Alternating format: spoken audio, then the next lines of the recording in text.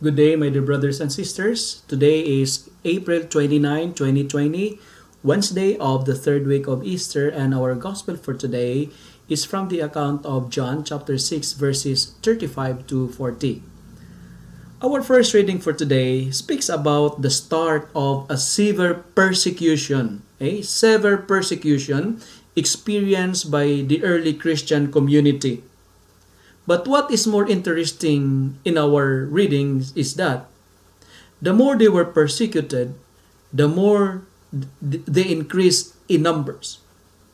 And persecution makes the faith of the first Christian stronger and stronger. The more they are persecuted, the more they increase in numbers. Our gospel for today is a continuation of the bread discourse. Jesus speaking about himself as the bread of life.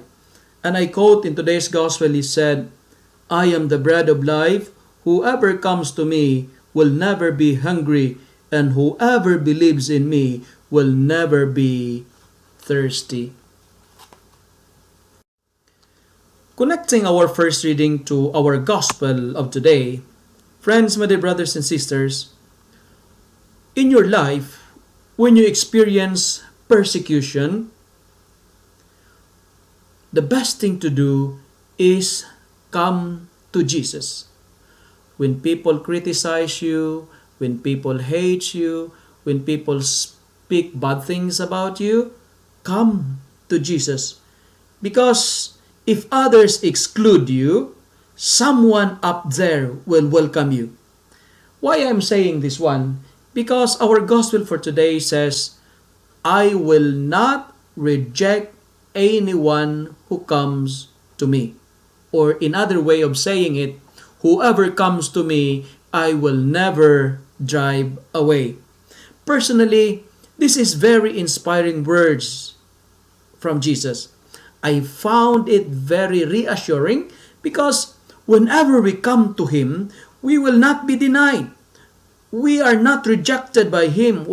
Whenever we come to Him, He will embrace us again and again because our God is a welcoming God. "I will never drive anyone who comes to me," says the Lord. Friends, my dear brothers and sisters, it is a wonderful thing to know that we have a God who came to us as food in the Eucharist. Jesus came as the bread of life, and all we need to do is just to believe and come to Him. Come to Jesus, my dear friends. Friends, when you feel void, who do you turn to?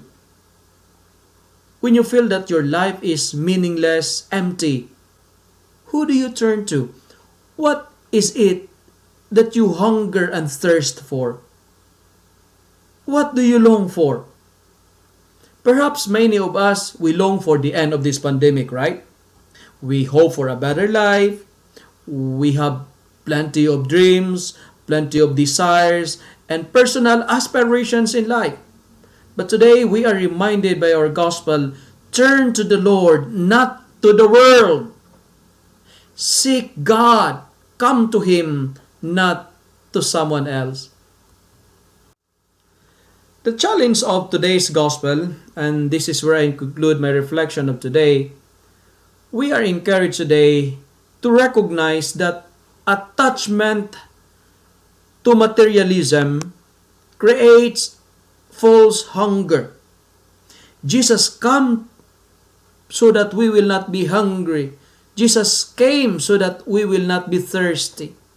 Friends, my dear brothers and sisters, bread not from above promises us empty satisfaction. Therefore, we are challenged, let us flee from worldly allurements and attachments. Run away from empty promises of materialism. Because in Mark 8,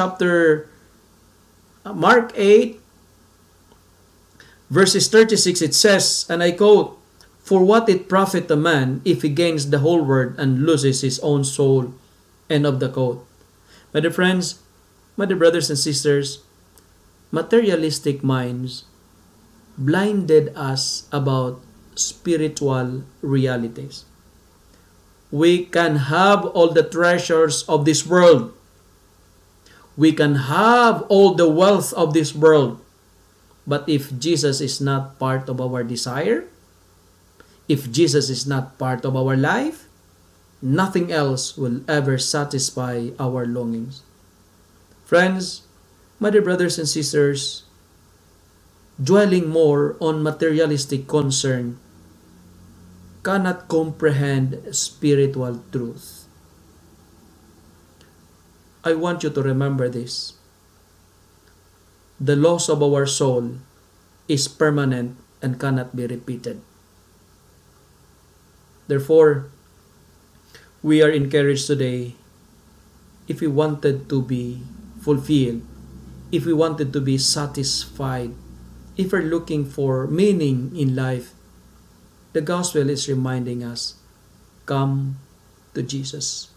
Because when we come to Him, He will not reject us. When we come to Him, He will not drive us out.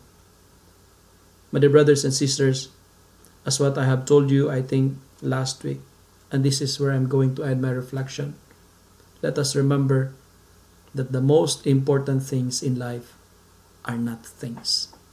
I say it again, the most important things in life are not things. Jesus said today, I am the bread of life.